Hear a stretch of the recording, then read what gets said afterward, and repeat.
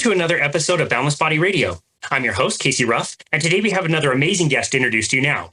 Professor Bart Kay is a former senior lecturer in cardiovascular and respiratory physiology, exercise physiology, nutrition, research methods, and statistics. Professor Kay has published a number of peer-reviewed research and review articles, as well as book chapters.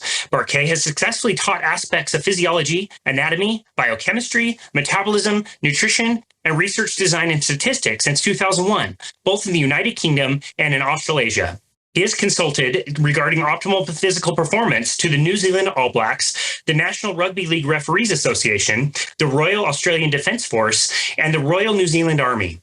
He is a prolific content creator on several major platforms and has a major audience on several channels on YouTube. His primary channel is titled Professor Bart Kay Main Channel and has tens of thousands of subscribers. He has appeared on many major podcasts all over the world, including the Plant-Free MD podcast with our former guest, Dr. Anthony Chafee, the Keto Savage podcast with another former guest, Robert Sykes, and Mark Bell's Power Project, among others. Professor Bart Kay, what an absolute honor it is to welcome you to Boundless Body Radio. Casey, thank you very much. It's my privilege and my pleasure to be here. And goodness, I've been busy, haven't I? Very busy, for sure. Before we get started, I have to just say happy birthday to you. I think you turned 51, was it yesterday? That's right, yes. Yep. That's fantastic. What is going on in the carnivore world is people are getting chronologically older, yet they just look younger and younger and younger all the time. Well, I think you've hit the nail on the head there, Casey. I think that's what's happening. I think we genuinely are aging backwards in a biological sense. The longer that a person eats a diet that is appropriate for their species, their genetic gift, the way that their ancestors evolved over, deep time, hundreds of thousands, if not millions of years, so much the better. Of course, I'm also taking a supplement range that's involved in encouraging my adult stem cell system to upregulate its activities, and I think that's definitely had an impact as well. So it's a rich tapestry, but I think that's what's going on. I think we're doing the right thing, and we're getting the benefits. Yeah, that's fantastic. I'm not sure if you've listened to the most recent episode of the podcast we mentioned in the introduction, the Plant-Free MD. Dr. Chafee interviewed this woman who's a rancher, I want to say in northern Alberta in Canada, and she's been doing it for like 60 years. She's been mostly carnivore in that time, and now she's in her 80s. And I was listening to the interview, and I'm like, there's no way she's in her 80s. I could tell just by the voice, like she's really bright and quick and talking about things really, really well. And so I had to just pull up the video to watch this woman. She looks like she's in her 50s. Yes. It's incredible. And I just look back and think like, man, to get the information that we know now, when we were much younger, would have been so great. Yeah, I mean, another example of that, not on the same caliber, because, I mean, the woman you're talking about, Maggie, she has been a carnivore, as you say, for 65 years. Incredible. 65 years. Now, I'll give you another example. There's a bloke we know called Richard, or Rick, if you like, Rodriguez. He went carnivore when he was 15, about the same age that Maggie went carnivore when she did it. That was 40 years ago. Richard looks to be in his middle 30s, if you're lucky. He's in his mid-50s. He works a physical job. He doesn't have a grey hair on his head or in his bed or anywhere. He stands bolt upright, looks strong and lithe, and it's a thing. It's amazing. He was telling Dr. Chafee in that episode of the show, like how he would kill iguanas in the neighborhood and that would be dinner. He would control the duck population in his neighborhood by eating duck eggs for breakfast all over the place. What a cool guy. And you're right. He said he's not been to the dentist or to the doctor since the 1980s. It's incredible. It's absolutely amazing. And now I know you've been in this game for a long time. You've been ketogenic for over 25 years. What made you interested in nutrition to begin with? I did my first undergraduate degree as an already so-called mature student at that time. I was actually in my late 20s when I started my first degree, and that was actually in sport and exercise science at the time is what it was called. Now it's called the physiology of rest and exercise, whatever. And I did that, and I did a module or a paper, whatever they're called, wherever you are, one of the blocks in the degree, one of the courses that you do. And it was in nutrition for sports science or for sports activity. And Not a single thing they said in that course made the slightest bit of sense whatsoever. It all went straight at my flagpole as, this is rubbish. This is false. I need to check this out. And so once I'd finished with all my studies in physiology and got my terminal research degree in physiology, I taught that for 10 years with this nutrition in the background in my head. Was burning a hole in my consciousness the whole time. And when I had had enough of the sport and exercise physiology area, I decided I'll go and get another degree in nutrition. Wow. I was right. Everything they say in nutrition studies is nonsense. So I did that anyway. And that started my interest in talking about nutrition. And then, as it turns out, subsequent to that, I did another research degree on top of that one as well in cardiovascular pathophysiology. Anyway, 25 years later, now I'm a YouTube influencer. And a great one at that. Thank you. I really appreciate that. I followed you for a lot of years. And at first, I didn't really understand the way you were presenting some of your information and the way that you were. And it looked like you were kind of changing personas. But now I understand a lot more. You're doing this to be able to reach people. And that's a really great way to reach people. And I understand and appreciate that. And I see why some people might get turned off by your content. But frankly, I wish people would tune into you. In fact, I just sent one of my clients a clip of I can't remember exactly what you were talking about in this clip. I've been consuming all of your stuff for the last few days. But I told my client to really pay attention to how carefully Bart constructs his ideas and the way he says things. It's very considered, and he's not just throwing ideas out there. And I contrast it with an article that she sent me that was all about, arguments for vegetarian and vegan diets. And they're circular, the straw man. They never go anywhere. Yet again, in this world, I hear people like yourself that are very careful about the way you say things. Yeah. Yes. I'm glad you've noticed that. Several threads there. First of all, yes, there is a lot of play acting. There are 5 or 6 different characters that I will play and swap between and change around between, sometimes even mid-video. If it strikes me that I should be in this character and not that one at the time. Yes, play acting. What I'm actually doing is educating by subterfuge. What I have found is that people who watch a lot of YouTube, which is my bread and butter, getting people to watch, people that watch a lot of YouTube tend to want, actually, to be amused, stunned, amazed, surprised, or offended. They don't care. One of those things, something emotive. The last thing they want, most of them, apparently, is to actually be educated. That's what I do. I educate. So I have to do it by subterfuge. I have to have some kind of a hook, some kind of an act. So that's why we do that. I was, for quite a few years, quite abrasive on a lot of my videos, quite sweary. I used a lot of very short words, incredibly short ones, in fact. I'm not doing that so much now. Now that I've kind of broken through a level of viewership where, as you say, there are tens of thousands of people watching, that has enough momentum, I think, now that I can probably leave most of that behind and concentrate on being abrasive without the effing and jeffing so much. Yeah, it seemed like most of those words had about 4 letters or so, if I had to guess. About 4, yeah. Fairly monosyllabic stuff. Give or take. Yeah. So, yeah, most of that stuff is I'm not doing so much now. I leave most of that to Ted these days. He's the one that uses that kind of language now. Perfect.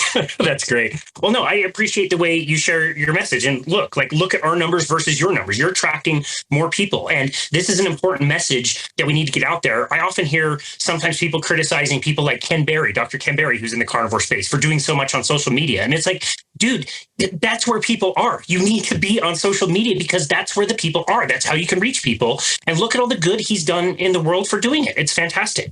Yeah, absolutely. I wish I had Ken Berry's numbers. Yeah, right.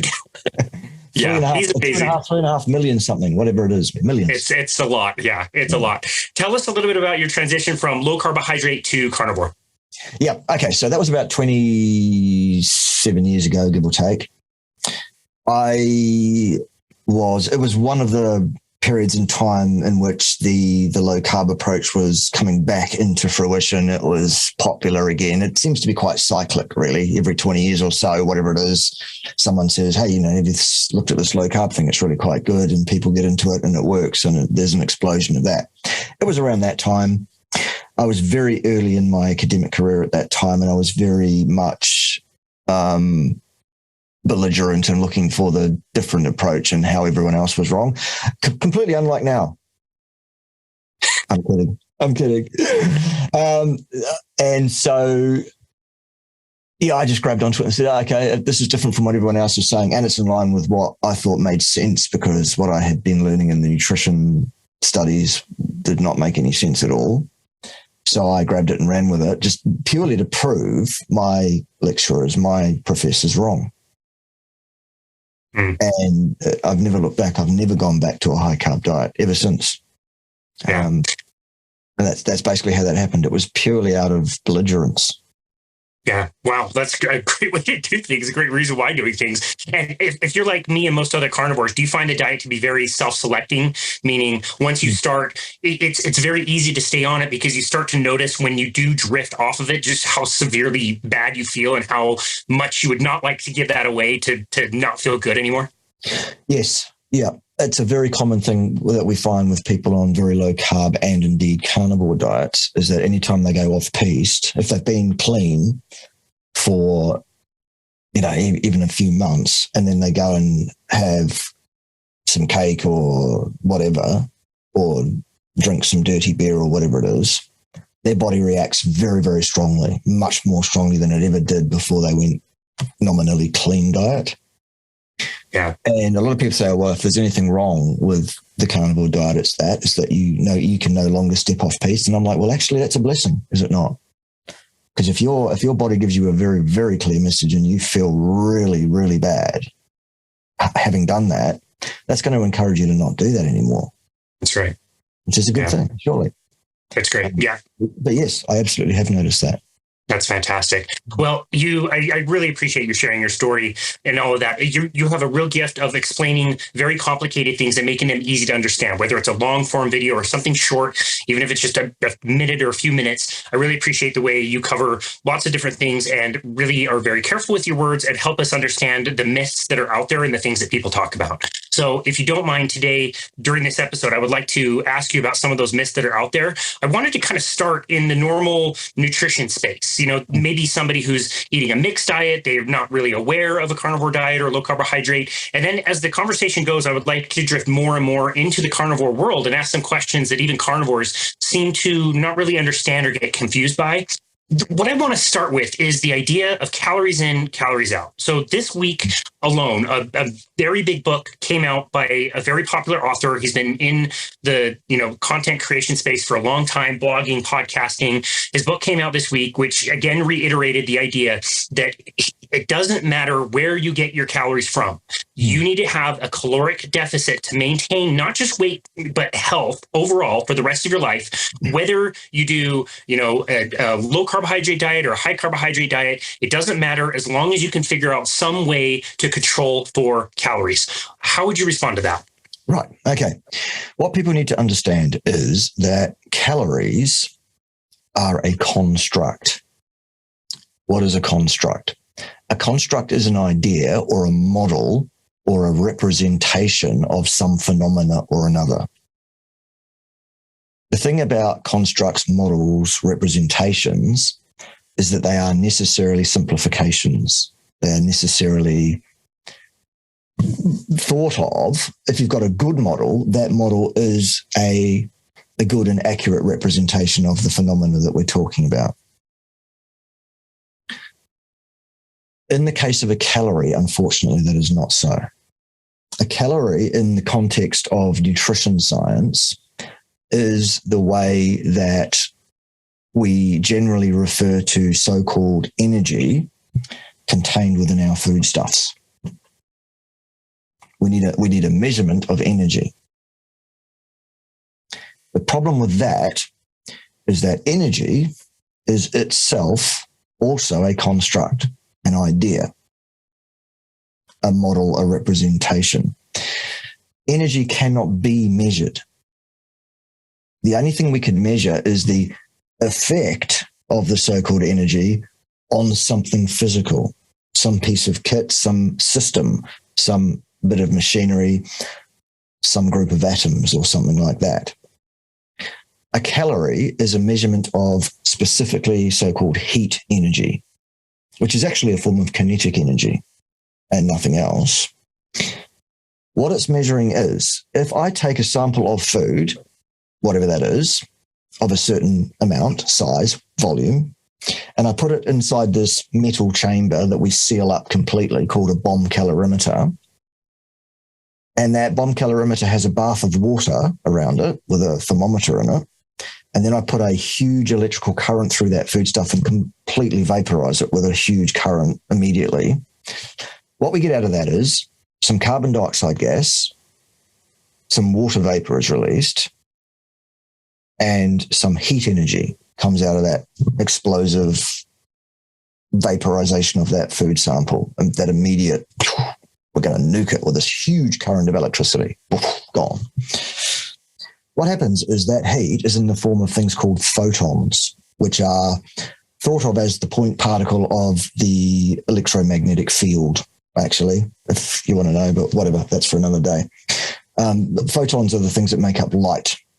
These particular photons, these heat photons, are at a wavelength we can't see with our eyes, but nonetheless, they are there, or not there, depending on, it's about quantum physics.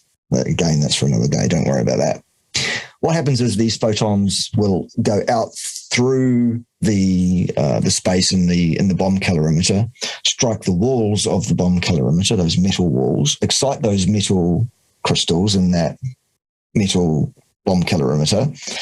And the excitement is in the form of causing the atoms and molecules in that metal to vibrate, like so, or like so, or rotate, whatever. And then that kinetic energy in those molecules is then passed on to the water outside the bomb calorimeter. So the so-called energy passes through the air to the wall of the bomb calorimeter, then through the bomb calorimeter to the water. And eventually it strikes the water and causes the water molecules to start to move more rapidly. That force, if you like, is translated to the water molecules, and they heat up. And the thermometer says, well, you've gone up by 1 degree C. A calorie is the amount of so-called energy released by completely exploding a food substance in the bomb calorimeter, sufficient to heat 1 gram of water, or 1 milliliter of water, by 1 degree Celsius. Okay, great. Is that what your body does with food? Explode it rapidly and release a whole bunch of energy out of it? No, that's not what it does. Also, we spoke about the actual physical phenomena, the thing that we're actually measuring the effect of here is photons, point particles of light, which have a rest mass of 0. So, answer me this, Casey, just for fun. Any amount of weight that your body is, plus any amount of photons, each of which weigh nothing at all, will change your weight by how much? There you go, 0. Done. Okay. What about if you're exuding a whole bunch of photons? How much will that change your weight? I don't think it would change that much at all. 0 still, because any amount of weight minus 0 remains unchanged, doesn't it? I remember that from math, yeah. There you go. So pretty much it's not the calorie that's causing you to change weight, up or down. Here's another example of why calories in, calories out doesn't work. If I gave you a litre of water, first I weigh you on a scale, then I give you a litre of water and say, drink this, Casey, drink it all right now. And you chug back a litre of water, and then you stand on a scale immediately having drunk that litre of water, what will happen to your weight? My weight will go up. Right, by 1 kilogram, because that's what a litre of water weighs. How many calories did you take in when you drank that litre of water? 0 calories. None at all. Okay. The calorie is a loose approximation of so-called energy contained in foods. So loose, in fact, that there is no way to track a calorie accurately enough to make a predictable change to your body mass, upward or downward, unless you vastly, grossly, hugely over or under consume massive food. Because the thing that changes your weight upwards when you eat is the retention of mass that you've taken in your food. Fats, carbohydrates, amino acids, those things weigh. Those things are detected by a weighing scale.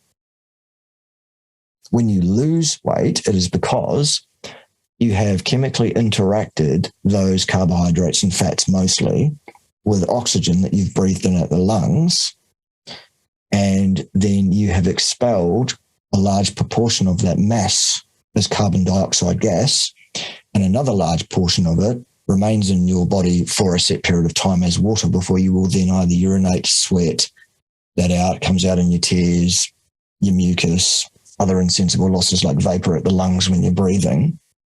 That is the loss of mass, not photons of light.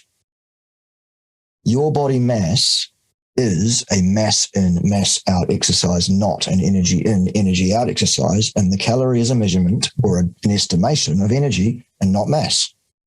So it's fundamentally flawed. Here's the other problem with it.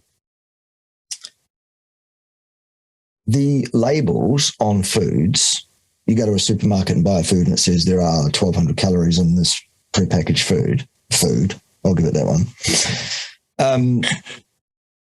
They are allowed by law to be out by 20% either way in terms of the actual calories that are in that thing. So there's a 40% range just by reading the label before you forget to adjust for the thermic effect of protein, which, do you know how to do that at home, Casey? Can you do that? I don't. I can't. Most people don't. You need a PhD mostly to actually get that one sorted out. Missed that one.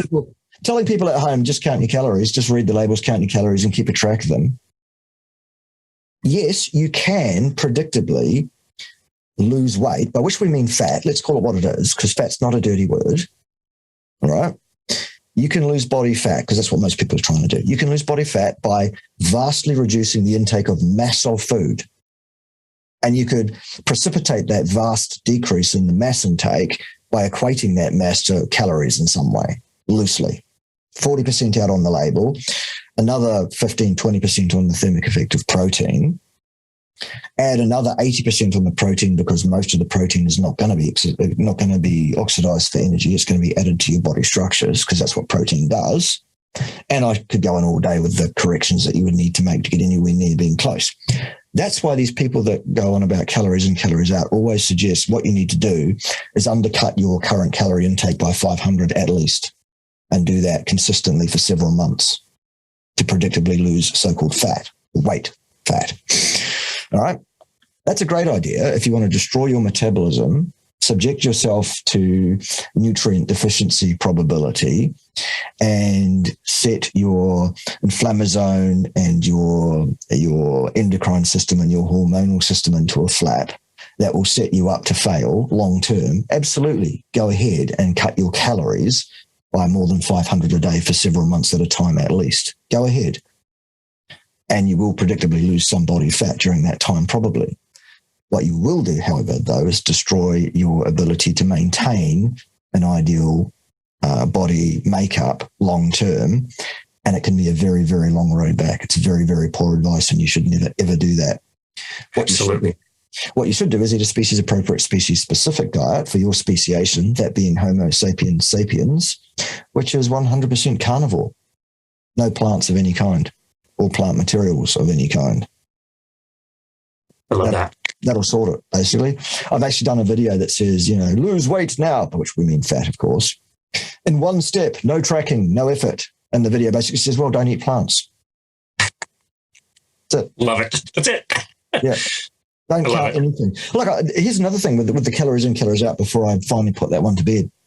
In the first 2 weeks of 2022, I think it wasn't this year, last year, 14 days, I did a thing called priming, whereby you eat vastly, hugely too much massive food. in order to make sure you have everything on board for doing some fasting and doing some body recomp and all that kind of stuff. It was a challenge I was doing for some videos and to help out some other influencers that have got a thing going with their program. That's the Steak and Butter Gang, by the way, if you're interested in who that is. Cool. Yeah. Anyway, what I did during those 14 days was I consumed between 6,000 and 6,500 so-called calories a day, every day, without fail, for 14 days solid, when my usual baseline is around about the 1,800 mark. Now, according to Calories in, Calories Out proponents, during that period of time, I should have put on quite a bit of fat weight because it's thermodynamics, they say. And, you know, what am I talking about? It's the law of thermodynamics. Well, here's what happened.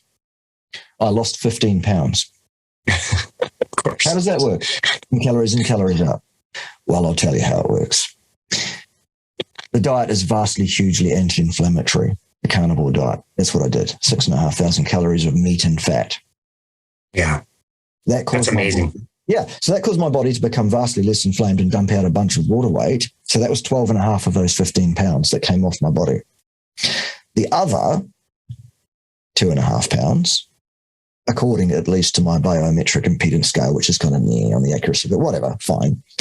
2.5 pounds, it said, was fat that was burned off my body during those 2 weeks. So forget the water. If you want to say, oh, well, it was just water. Well, no, there was 2.5 pounds that came off in the form of fat during 14 days of 6,500 calories, most of which were fat calories. Explain that to me. How does that work? Never mind the water weight. Let's just look at that 2.5 pounds. I have tripled my caloric intake for 14 days. I was weight stable beforehand, fat stable as well. And suddenly my body dumps off fat when I've taken in vastly huge amounts of fat. It's almost as if the inflammasome has something to say, the endocrine system, the hormonal system has something to say on what gear your metabolism is in and whether it's storing or whether it's dumping off mass. Nothing to do with photons of light or heat energy or calories or the laws of thermodynamics, which, by the way, apply. The one they're talking about is the first law of thermodynamics, and it applies specifically, by definition, absolutely and unequivocally only in the context of a closed thermodynamic system, which is a system which can conduct energy, so-called, across its boundary, but not mass. This is a system that cannot gain mass or lose mass. The only thing that it can exchange with its external environment is energy in or out. That's the very sum of the first law of thermodynamics. It says the change in the internal energy of a closed thermodynamic system is equal to the specific heat capacity of that system minus any work that system is doing. So anyway, calories in, calories out. Done. Finished. Nonsense. Wrong. Wow. Well, message. Just your definition of the first law of thermodynamics. Nobody can tell you what it is. They cite it all the time. It's usually incorrect, and they have no idea what it's even talking about. And when I first got certified as a personal trainer back in 2007, I got trained to use metabolic carts, and we would measure resting metabolic rate for people. And we had nice little sliders. We could say, like, okay, well, you're burning 1,200 calories at rest. You burn this many calories working. You're doing 500 calorie workouts. So let's slide this thing down. And this will show you if you reduce your calories by this much, you'll lose 1.5 pounds this week. We'll do that for as many weeks as you need to lose weight. And that gave us a great opportunity to just show people that they were really terrible at following the advice because it would slow down and not work. And then we'd run the test again a few months later, and that number may have dropped to 900 calories. So now they're not even burning as many calories as they were in the beginning, which is exactly what you explained. So I really I appreciate that explanation. Very thoughtful. Cool. That's great. Okay, another thing that people say, you need to eat a balanced diet. You need to have moderation. You need to have balance between carbohydrates, fats, and proteins. Not too much of each. A good balanced diet will include all of those things. What is your response to that? Well, my response to that is that it's complete and utter hogwash. It's nonsense. But see, it's a great piece of marketing. It's an awesome piece of marketing. You take a powerful concept, a powerful construct that people relate to. Balance. Balance is thought of to be equated with goodness and light and everything that we should aspire to in the universe. Goodness, the Lady of Justice even has a pair of scales in one hand because, Justice and goodness and light is all about balance. Here's the thing, though. Here's the problem with that. Every single animal on this planet, including human beings, has evolved over a significant period of time on this planet, 4 billion years, give or take, in a specific niche. Okay? What do cats eat? Well, they're carnivores. We know that because they have sharp, pointy teeth like this, and they catch things and kill them and eat them. Okay. What do blue whales eat? Well, they eat plankton. They don't have sharp, pointy teeth, but they're still a carnivore. Interesting, isn't it? The biggest carnivore on the planet. No teeth. I actually didn't even think about that. That's a good point. No teeth. I mean, all these people that say, "Oh, it can't be a carnivore because look, we don't have sharp, pointy teeth like this." Well, that's awesome. Blue whale. Would somebody like to say they haven't got the memo? Let them know that they should stop eating plankton immediately because they don't have sharp, pointy teeth. What about the hagfish? The hagfish is a scavenger that eats dead whales mostly. They have an opening at the front of their body that's kind of like a mouth, never closes. There's got no teeth in it, just raspy pads to get the rotting flesh off the dead animals. Somebody tell them they're not a carnivore too. How about birds of prey? They only have a beak, no sharp, pointy teeth. They do have the claws, mind, but, every animal has evolved in a niche with a technique of feeding themselves. Now, what I say to these people that say we can't be carnivores because look at our teeth. Okay, well, number one, we evolved from animals that ate fruit and lived in trees, and there was no negative selection pressure that would cause our body format to change shape so that we do have sharp, pointy teeth. Here's why. We have a brain. We have the ability to communicate with one another. We have opposable thumbs and can fashion tools like sharp, pointy sticks. We can throw stones. We can string guts of animals across sticks and fire other pointy sticks. We can work together. We can yell and scream and make a lot of noise, and we can scare animals and, all of that. So we don't need sharp, pointy teeth. I have never seen a cave painting of hunting men diving at woolly mammoths with their mouths open. They've always got sharp, pointy sticks. That's our technique. We developed with that. That's how we've evolved. And then you look at our organ systems, our body plan, our metabolic pathways, the structures in our digestive system, and we do some comparative anatomy and physiology, and we go, geez, we look much more like a carnivore than we look like a herbivore in any way, shape, or form. And then you go to something like stable isotope testing. And stable isotope testing is done with nitrogen isotopes found in the long bones of skeletal remains of humans found anywhere on the planet of any age over about 11,000 years and under about 350,000, because that's how long humans have been here on the planet in our current speciation. Throughout that time, 350,000 years ago, give or take, up to about 11,000 years ago, what human beings ate was unequivocally, absolutely, without any question, that means meat and fat of animals. Almost no plant material of any kind whatsoever. Makes sense because for most of that time, the earth was frozen over and there wasn't too many plants to be had, frankly. So that's a definite answer. That's what we have eaten. That's how our body plans are. That's basic common sense. But the absolute slam dunk, other than the nitrogen testing that says that's what we did eat, you look at our metabolic pathways and you look at what the systems are and how they work and how they interact.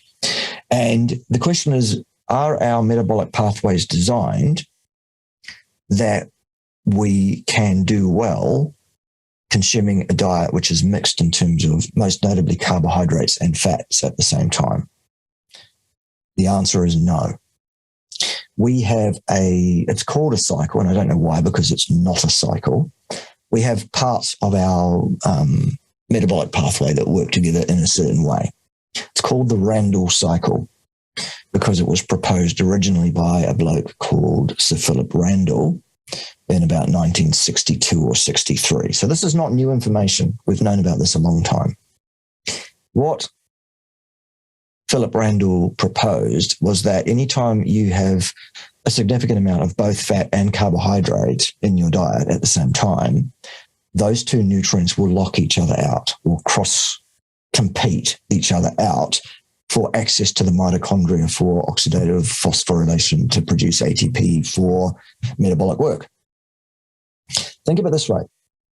Two fat men trying to push their way through a revolving door designed for one at the same time, and being ever harder pushed from behind by fat men on each side. That's basically the most simple analogy for the Randle cycle I can come up with, really. I love that. So what you get is, if you eat a diet that's rich in fat and protein, no problem. Your body will metabolize the fat for energy and use the protein for body structures. Any excess fat will be stored on your body as fat, pretty much, because the body is thrifty and it won't be wasting resources. And it will save that for a rainy day, because also we evolved not eating every day, let alone 4 and 5 times a day. We ate every other day, every third day, when we were lucky enough to take down a beast, basically. So there's that. If you take in a diet that's rich in carbohydrate and has some protein in it, sure, and is poor in fats, the Randle cycle won't be a problem for you either, unless you intake a vast amount of carbohydrate, which a lot of these people do. So that's fine as well in terms of the Randle cycle. But one of those diets, the one that's rich in protein and animal fat, and the one that's rich in plant materials but poor in animal products, one of those diets is destitute of nutrition required by a human being, and one of them is not. So while you alleviate the short-term issue, the Randle cycle, you subject yourself to the very real probability of catastrophic health failure down the track if you don't eat a species-appropriate, species-specific diet of the flesh. And by flesh, I mean muscle meat, not organs, muscle meat and fat of large ruminant animals, no plants. Okay. What is the problem with the Randle cycle being activated all the time? Well, the Randle cycle is not an on-off switch. It's more like a fader that you would pull up and down on an audio board. It has a hysteresis, which means it's like an inertia. You can pull the fader immediately by changing what you eat, but there is a time delay on that effect filtering through to your metabolic system. And it can be several hours before your body reacts and changes direction in terms of your metabolic state. So while ever you've got all this vast overplus of energy in your bloodstream and ergo, therefore trying to enter your cells to be oxidized for energy, fats and carbohydrates, this mixture, you're awash with substrate to use for that. Your mitochondria is jammed up because of the fat men trying to get through the door. Nothing can get through, or a lot less, because it's a fader, not an on-off. What happens then is that the redox potential of the cells will drop, because the cells will be using up the energy.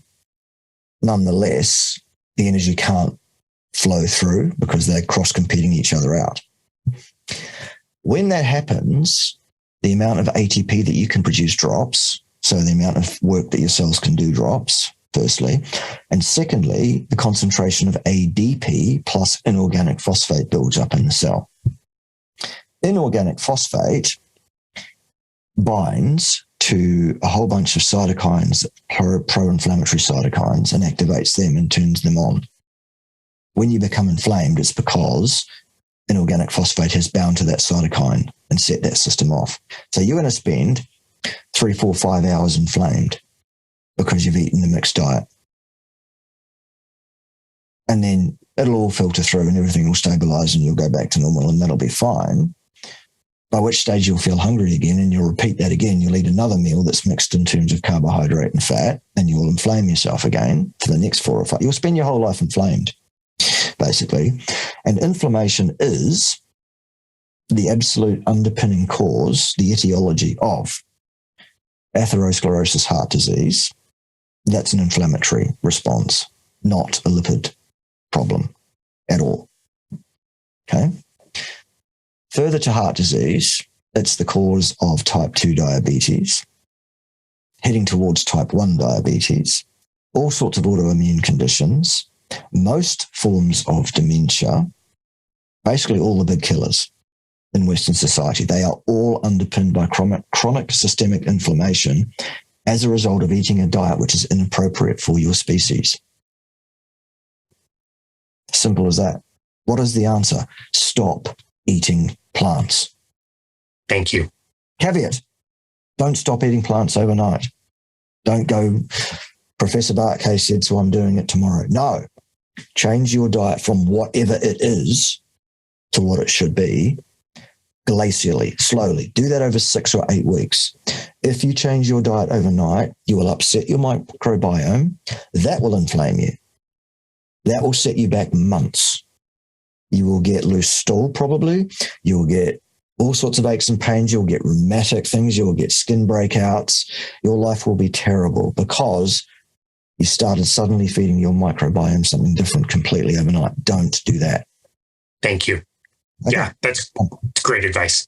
That's great advice. I think the original toilet paper run of 2020 was caused by so many people doing World Carnivore Month in January, but that by the time March came around, there's no more toilet paper for anybody else because of what you're saying. That's a really great point, and you are the best in the world, in my opinion, of explaining the Randle Cycle. I think it's wonderful. It's a great analogy to think about, and if we think also critically about how we got our food, like in nature, there is not carbohydrates and fat together. There's fat and protein together, and there's also carbohydrates. They're separate generally, unless you're talking about dairy or maybe a few other examples that I'm not aware of. You don't find those two things together. And the way that most people consume their fat and their protein these days is in a hamburger with a bun, with a soda and the fries, or it's a pizza, or it is a burrito. Like everything is mixed. And so you definitely do get that sense of like, if somebody is eating that way all day, every day for many years, and that doorway, that metabolic pathway is plugged up, that's going to be a huge problem. And there's also a tendency to overeat, leading to weight gain, fat gain, obesity, which in and of itself will reinforce that inflamed state of being. Yeah. And high blood pressure. You're asking for heart disease. Yeah, couldn't agree more. Okay, well, that leaves a problem with where are we going to get our nutrients? Because everybody knows you need, in particular, fruits and vegetables for all the nutrients they have, definitely for the vitamin C, and we need the fiber also. What is your response to that when people say, well, we need some plant nutrients in our diet? Yeah, more very, very effective marketing of ideas that are fundamentally at their root false. False, actually. Let me tell you what the exact dietary requirement for fiber, indigestible fiber, there's the clue, indigestible, is in the human nutrition. Not 1 gram ever. You do not require fiber to thrive, survive, do well, move your bowels on a daily basis, be happy, robust, fit, healthy, any of it. The exact requirement for fiber is none ever at all. So that's that one. There is no science that says otherwise. And in fact, there are plenty of anecdotes that clearly support what I'm saying in terms of the need for fiber. I myself have consumed almost no fiber for about 8.5 years now. Richard Rodriguez, 40 years, 4 decades without any fiber. I'm trying to imagine what it would be like to be constipated for 40 years. Be pretty backed up. You would, wouldn't you? What about 65 years from Maggie, the rancher? 65 years, no fiber. Clearly, the three of us are examples of superhumans who are not members of the human race, clearly, because everybody knows you need fiber, otherwise you get constipated. Well, actually, there is only one study that even remotely pseudo-clinically looks at this issue. And it was done on a bunch of, I think it was 64 participants who presented with what is referred to as idiopathic constipation. Idiopathic is a medical term, and it means we don't know what the cause is. Now, doctors cannot admit we don't know anything. Doctors think they know everything and say, I know everything. So we can't say we don't know what the cause is. We have to use a big word that people don't understand. And that's what it is. It's idiopathic constipation in this case. And these 64 people were randomized to one of, I think it was 4 different interventions, with everything else controlled as best as they could in such a study. And the interventions were: keep your diet the same with the same amount of fiber that you're currently using. Don't change anything. You're a control group. Another group of people were asked to increase the amount of fiber still further by another 25%. A third group were asked to reduce their fiber by 50%. And a fourth group were asked to remove all fiber from their diet whatsoever. And then they were followed for X number of weeks to see what happened. There was a dose-response relationship between the outcomes for constipation, straining, effort, anal bleeding, all sorts of stuff like that. Basically, it goes like this. The people that increased their fiber got worse. The people that didn't change anything continued the same degree of constipation. The people that reduced their fiber by half had a roughly 50% reduction in their symptoms. And the people that removed all the fiber from their diet, every single one of them had a complete remission of all symptoms and returned to normal bowel function. One perfectly formed, easily expelled bowel movement per day, every day without fail. So no, you don't need fiber to keep you regular. Fiber will jam you up. Fiber will gum you up. Fiber will physically damage the lining of your colon and cause you inflammation, leaky gut, chronic systemic inflammation, and all sorts of secondary health complaints. The last thing you want to put into your colon is something you cannot digest. Oh, yes, but it bulks out my stool. Fantastic. Why in a purple fit do you want bulky stools? Why would you want that? Anyway, so no, you don't need any fiber. Vitamin C is an interesting one. Yes, we do require vitamin C in order to retain health and have longevity and all that. If there is a shortage of vitamin C in your system, you will experience a condition called scurvy. Vitamin C is vital in the formation of the most common protein in your body. It's called collagen. It's the one that they do the nitrogen testing on in the skeletal bones, just to bring that back to, oh yes, collagen. Most protein in your body is collagen. It's by far the most of your protein. If you don't have enough vitamin C, you can't form collagen. So basically your body starts to dissolve. You won't heal injuries. You'll have bleeding gums. Your joints will start to pack up, I should say. You might start bleeding from all sorts of orifices. Scurvy can be fatal. Scurvy is not a good thing to get. You need some vitamin C, absolutely. How much vitamin C do you need? Well, that's where the RDIs have it wrong, because they'll say it's X number of milligrams per day of vitamin C is what you need. Plus they add on a safety margin, because they say that vitamin C is harmless, and in overplus you'll urinate out any excess because it's water-based, they'll say. So let's put on a safety margin as well on top of that. And you'll end up with this massive dose of vitamin C that you should be taking every day, according to the powers that be. Well, here's the thing. There is a transporter that's involved in getting vitamin C out of your bloodstream into the cells where it's needed to do its work. Like anything. Most things don't just cross the barrier of the membrane of cells. They need to be transported by a specific transporter for that purpose. Well, vitamin C is no different. It has one of those too. The transporter that transports vitamin C out of the blood and into cells is one called GLUT4. Heard of it? Yeah, absolutely. Right. GLUT4 is the one that transports glucose out of your bloodstream into the cells. It's the same one. So what we've got is another fat man in the door situation, haven't we? If you've got a huge amount of glucose in your bloodstream trying to bully its way through that door into cells, poor old vitamin C gets shoved out of the way because there's much less of that. So what we need to do is bolster our vitamin C hugely in order to get any into our cells. That's why the RDIs are so high, because people are assumed to be eating a bunch of stuff that needs to be transported into cells on GLUT4. In other words, carbohydrates. Remove all the carbohydrate from your diet, and now the GLUT4 transporter is free. There aren't any fat glucose men trying to push through that door. So vitamin C can just walk through. So what you actually need as a carnivore in terms of vitamin C to prevent scurvy is almost none. Like it's nanograms per deciliter in your blood on a daily basis. Luckily, and strangely enough, given that that's how we actually have evolved over the last at least 4.5 million years, there's enough vitamin C found in the muscle meat of large ruminant animals. It's incredible. It's almost as if that's what we've been eating, and that was enough. Absolutely incredible. So people say, oh, yes, fine, scurvy, but what about antioxidant effect of vitamin C? That's very important.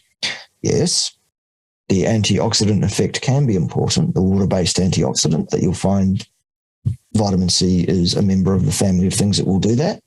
There's another one that will do the same thing, and actually much better than vitamin C does. Do you know what it is?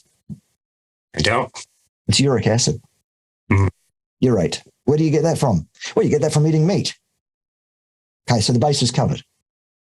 So we don't need a huge amount of vitamin C. And in fact, it is true that most of the excess vitamin C in your system is urinated out if you don't need it. That is true, but not all of it.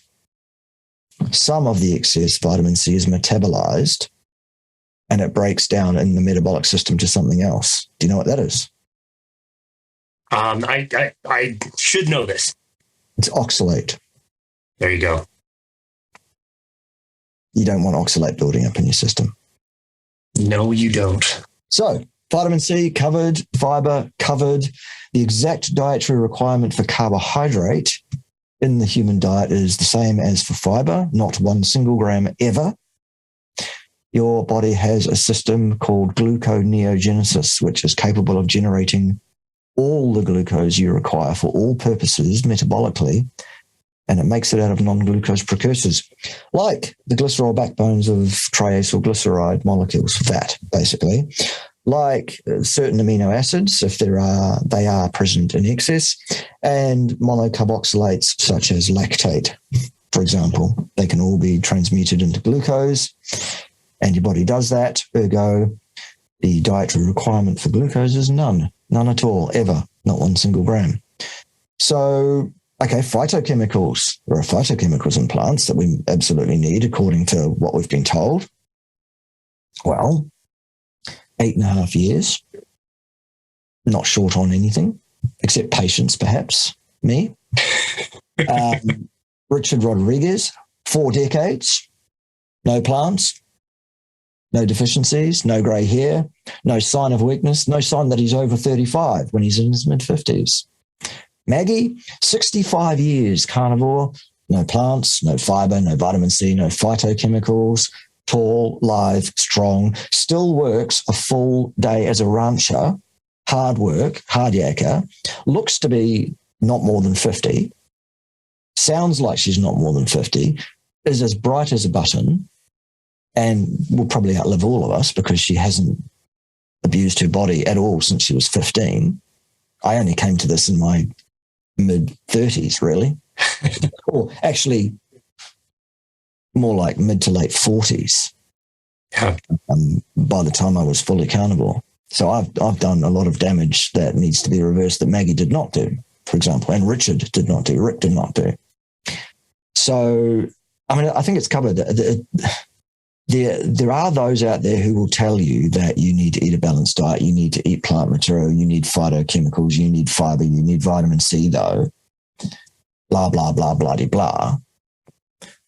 All of that stuff is bought and paid for in terms of those people being indoctrinated to, because they really believe it, these people. They're not, most people that say these things are not evil people that want to do you harm.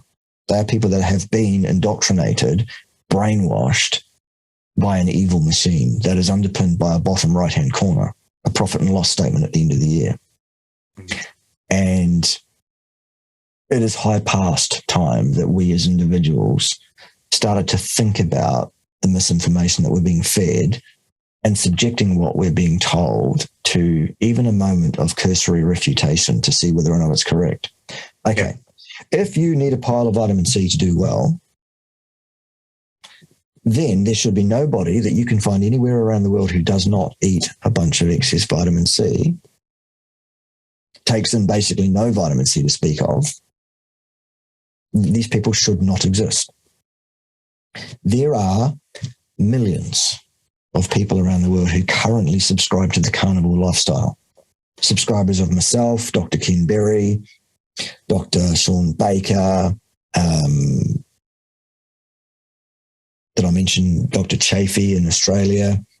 There are all sorts of us now who are out there with hundreds of thousands. I've only got tens of thousands. Some of them have got hundreds of thousands. Some of them have got millions of followers who are subscribing to this diet. There are not millions of people dropping dead from scurvy every week. That's right. Something is wrong with what you're being told. Yeah.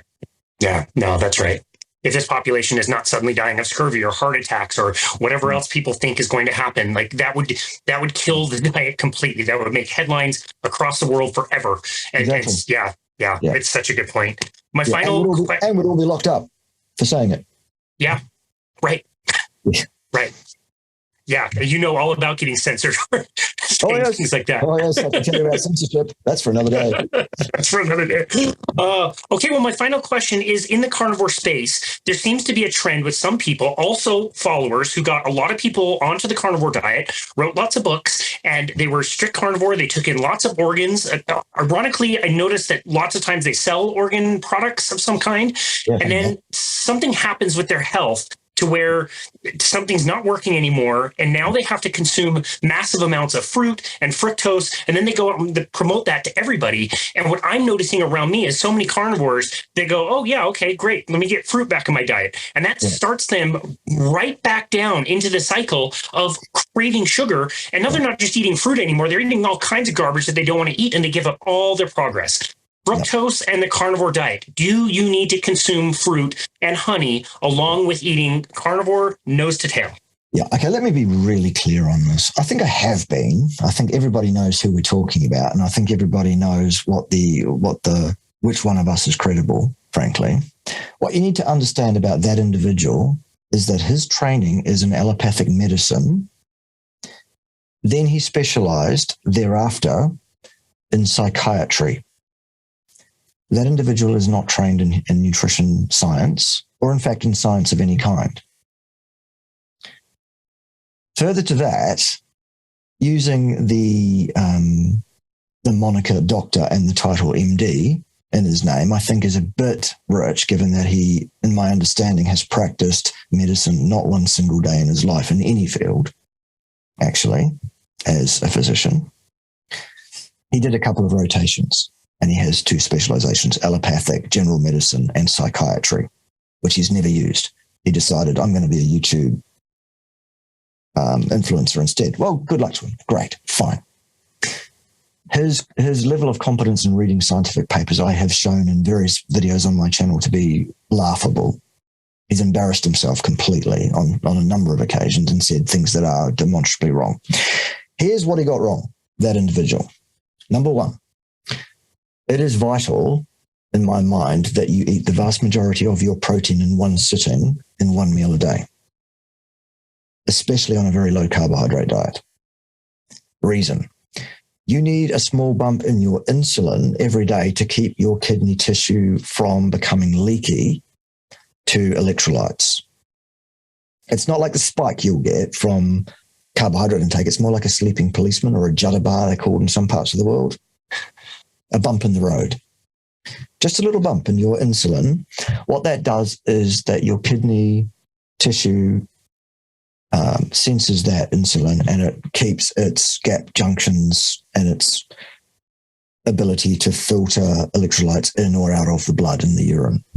Either way, it's a way of maintaining your electrolytes. If you don't have that because you don't eat sufficient protein in one hit, then your kidneys will become leaky and you'll start basically urinating out all your electrolytes, and that will cause you all sorts of problems, like the exact problems that individual we're talking about experienced with leg cramps, heart palpitations, sleep disturbances, etc.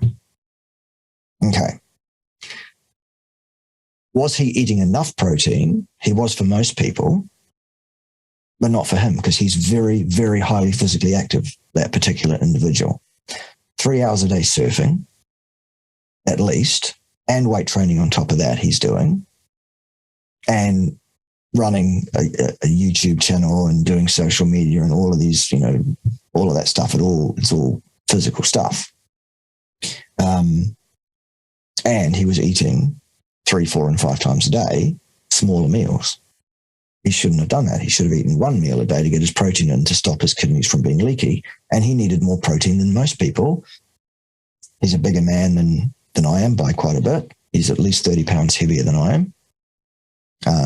He's very, very active. I am not. He's 5 or 6 years younger than I am. So there's a metabolic thing there as well. Great.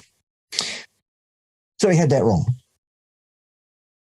Secondly, if you consume a bunch of organs, like most notably liver, you will be taking in a huge, vast overplus of copper. People think the problem with too much liver is vitamin A toxicity. No, it's copper is the problem. It throws out your copper to zinc ratio, and that will cause your kidneys to flush out even more electrolytes and cause even more problems for you. So he had that problem compounded by the fact that the ever truthful Liver King was telling him that this is great stuff and you should eat these and market these freeze-dried liver pills. And he was, you know, business-wise, he was in bed with that guy who absolutely never took the juice in his life, of course. Ever truthful. I love that. Yeah, but by the way, listen very carefully. If you get nothing else from this, anytime you see a bloke with that kind of physique anywhere in the world, people, that bloke is juicing. That is not natural. You cannot achieve that naturally. Is that person natty? It's not even a question. No is the answer. They are on the juice. Yes, him too.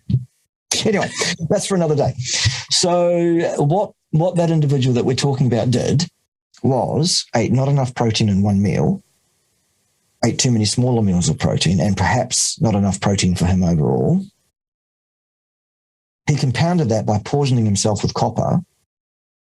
That caused an electrolyte disturbance and dysfunction that caused all his problems, which of course are solved by pouring carbohydrate down his neck in ever increasing amounts. He's up to 400 grams a day now, the boy is, of carbohydrate. Oh my goodness. Simple sugars going down his neck in the form of fructose and sucrose. 400 grams, Casey, I kid you not. That's what's going in there. I had a look at a video the day that he's done recently, and I did the calculations myself. And he's talking about, I'm eating a couple of 100 grams. No, it's 400 grams is what's going in there. Now, a lot of that is fructose. So that will predispose towards fatty liver. He's getting away with that at the moment because he's so active and is oxidizing so much of that for energy that it's not causing that problem yet. But it will. The thing that he's not escaping, and you can see it written all over his face, actually. If you look at a video made by that psychiatrist that we're talking about, even 2 years ago, and look at his skin, look at his face, look at his body language, look at his posture, look at everything about him, look at his eyes and, you know, his facial features and everything else. And then next to that, put an image of him from a video that he's made in the last month or two, even just 2 years later. It will blow your mind how much damage that boy has done to his body. And the damage he's done is called glycation. And that's when a sugar molecule appends itself to protein structures, fat structures, and things in your body and chemically changes it, deranges it, and interferes with its function. It gives you leathery looking skin. It gives you wrinkles. You'll see that his eyes have caved into the back of his head and he's got these cavernous hollowed eye sockets. He's grayed hugely in the last couple of years. His body posture is different. His muscularity is actually melted incredibly. His body is hugely, vastly damaged by fructose, mostly, and some glucose binding to his body cells, the components of the cells, the proteins and fats and things that should not have sugar bound to them. It's like A1C. The A1C in your blood is a reading of damage to your blood cells by glucose specifically, by the way. Another thing he's got wrong. He says, no, it can read fructose and mine's fine. No, it can't. An A1C test cannot detect fructose damage. That's right. Only glucose, by the way. So A1C measures damage to your blood cells specifically, but the rest of the cells in your body also undergo damage as well. There's no test for that, except looking at the boy and going, "Whew, how's it going for you? Is it going well for you there in Costa Rica?" No, it's not going well for him at all. His health is collapsing, and he won't last much longer in terms of what he's currently doing. He will have to once again do a mea culpa and say, "I was wrong," because there's no question he is wrong. He is doing huge damage to his body through fructose molecules binding to his tissues. It will, if he doesn't stop it, it will kill him. Wow. At some point. Wow.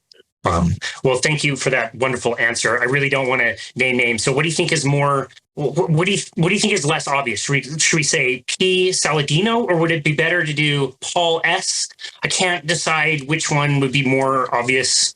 I think we all know who we're talking about by now, if we didn't already. Oh, man. It's just, it's a shame. It's somebody that I have respected. I loved his book. I thought he did a wonderful job. I love how he helped draw many people into the carnivore diet and made it approachable, and to see it go in that direction, and again, to see the fallout from the everyday people that are trying to do the diet and they're getting re-addicted to carbohydrates. It sucks. It's a real bummer. And I hope that sooner rather than later, he can, get to that point where he's going to need to change, and hopefully that message can get out, and hopefully he can save his own health. Bart, this has been such an amazing conversation. We've gone through lots of different myths, and I've really appreciated your time and your consideration when answering some of these questions, where I've learned a lot for sure, and I've really enjoyed following you and your content for so long. Where would you like people to go to find you, to connect with you and your work?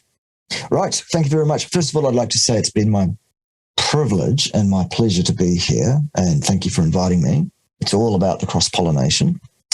If people want to find me and my work, the first place, the one-stop shop, if you like, is I do most of my material on the YouTubes. And all you have to do is punch in at Bart, B-A-R-T, hyphen K-A-Y, and you will find me. You will also find underneath every single one of the videos posted on that channel links to my 4 or 5 other YouTube channels where I do play other characters, and Yellow Ted might appear on one of those channels, and all sorts of things like that might be going on. It's good fun. Also, I have an Odyssey channel on the Odyssey platform, which is a parallel to the YouTubes, but a much smaller platform with a much smaller reach at this time. Most of my back catalogue of videos before about a year ago are actually there, right back to the beginning. Some of the cringy videos, the poor video quality, the poor audio quality, before I was kind of a bit polished at presenting. So people can check out the whole back catalogue over there on Odyssey, which is O-D-Y-S-E-E. The reason that most of those videos are over there is because YouTube changed their terms of service and started back applying their rules to videos that didn't breach the terms of service at the time they were uploaded, but now do, and started issuing punishments to people for not breaking the rules at the time. Made perfect sense. Anyway, so the only way to respond to that was to take the whole lot down, clear out house, put it over there. So that's where that is, Odyssey, O-D-Y-S-E-E. And if you look for Bart Kay Nutrition Science Watchdog as the channel, you'll find there's about 13 or 1,400 videos there that you won't find on the YouTubes. Wow. You'll also find me on the Instagram, and that is, I think it's Bart _K _nutrition or something like that. You'll find me. I've got a Twitter account, which is mainly about arguing with idiots for fun when I can be bothered. What else can I tell you? That's about it. I would say those are the places to go.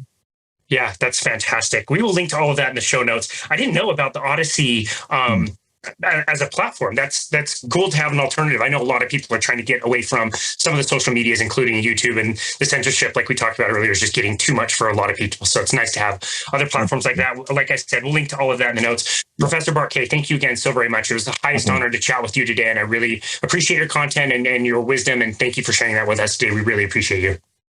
My pleasure. Thank you. And this has been another episode of Boundless Body Radio. 1 second.